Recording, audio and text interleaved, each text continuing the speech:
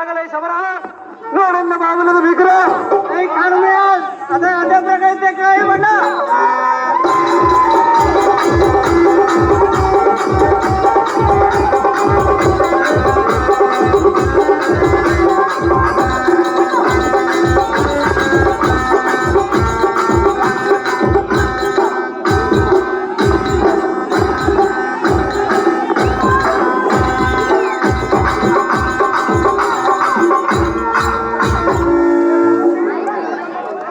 ಪರಮೇಶ್ವರಿಗೆ ಯಾವ್ದಾನ ಕಿರೀಟಗನ ಕಟ್ಟಿಬಿಟ್ರೆ ಚಪ್ಪರಿಸ್ಕೊಂಡಿದ್ದ ಅಲ್ಲಿಗಂಬರಿ ಹಂಗ ವೈದ್ಯ ನೋಡ್ಕೊಂಡು ಪಾರ್ವತಿ ಕಾಕ ಅಜ್ಜನ ನೋಡೋಣ ಕಾಂತಿ ಸದ್ಗುಣವಂತೆ ಅಹೋ ಪ್ರಾಣಪತಿ, ಈ ಮೂರು ಲೋಕದಲ್ಲಿ ಅರ್ಜುನನ ಬೆನ್ನು ಕಾಣದವರು ಯಾರು ಇಲ್ಲವೆಂದು ನೀನು ನನಗೆ ಹೇಳಿದೆಯಲ್ಲ.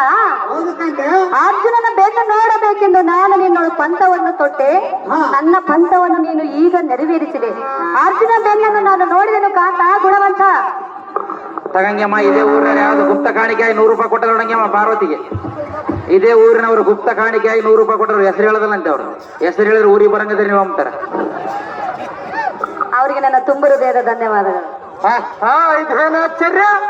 ಯಾವತ್ತು ಕದನದೊಳಗೆ ಈ ಕಲಿ ಪಾರ್ಥನ ಬೆನ್ನನ್ನು ಹೊಡೆದವರೇ ಇಲ್ಲ. ವೈರತ್ವಂ ಸಾಧಿಸಿ ಎಲ್ಲ ಬೆನ್ನನ್ನು ಕಾಣುವುದು ಸಾಮಾನ್ಯ ಮನುಷ್ಯರಿಗೆ ಮಾತ್ರವೇ ಸಾಧ್ಯವೇ ಇಲ್ಲ. ಸಾಕ್ಷಾತ್ ಪರಮೇಶ್ವರ ಪಾರ್ವತಿಯರ ಬಂಧು ಎನ್ನ ಸಮ್ಮುಖದಲ್ಲಿ ಮಾತನಾಡುತ್ತಿರುವರಲ್ಲ. ಇನ್ನು ಇವರಲ್ಲಿ ವೈರತ್ವಂ ಬಿಟ್ಟು ಭಕ್ತಿಯನ್ನಿಟ್ಟು ಇವರ ಪಾದ ಪದ್ಮೋನಿಯನ್ನ ಜ್ಞಾನ ದೃಷ್ಟಿಯಿಂದ ನೋಡುವನ.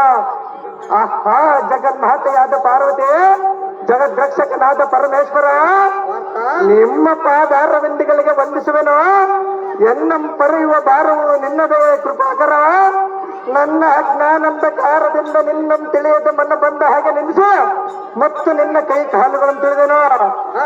ಈ ತಪ್ಪನ್ನು ಮನ್ನಿಸಿ ಎನ್ನಂ ಕಾಪಾಡಯ್ಯ ಮೃತ್ಯುಂಜಯ, ಎನ್ನ ಮೇಲೆ ಮಾಡುದಯ. ಜಟಾಸುರ, ಅಹೋ ಬಾಳ ಸದ್ಗುಣ ವಿಶಾಲ, ನಿನ್ನ ಭಕ್ತಿಯೆಲ್ಲ ಮೆಚ್ಚಿದೆ. ನಿನಗೆ ಬೇಕಾದ ವರಗಳನ್ನು ಕ್ಷಣದ ಕೊಡುವೆನು. ಬೇಡ ಬೇಡ ಮಗನೇ ತಿಬಲಾನ್ನುತ್ತಾನೆ. ಆಹೋ ಶಂಕರ ದಯ ಸಾಗರ, ನಾನು ಮಾಡಿದ ಶತಃ ಅಪರಾಧವನ್ನು ಕ್ಷಮಿಸಿ ನಾನು ಯಾವ ಅಸ್ತ್ರವನ್ನು ಪಡೆಯಲು ಸಿಗ ಸ್ವಾಮಿ ವೇದ ವ್ಯಾಸರ ಉಪದೇಶದಂತೆ ಮಹಾಜ್ಞಾನತರ ಮಾತು ಇಂದ್ರಕೀಲಾದ್ರಿಗೆ ಬಂದು ಶಿವನೆಂದು ತಿಳಿಯದೆ ನಿನ್ನ ಕಥವನನ್ನು ಬೈದನು.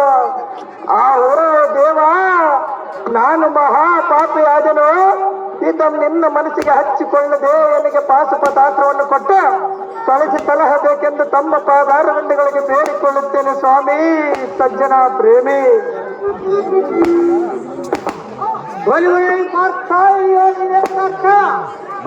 ಜಗತ್ಕರ್ತ, ಈಕೋ ಈ ಪಾಶುಪತಾಸ್ತ್ರ ಮತ್ತು ಬ್ರಹ್ಮಾಸ್ತ್ರವನ್ನು ಕೊಡುವ ತೆಗೆದುಕೋ ಪಲ್ಗುಣ.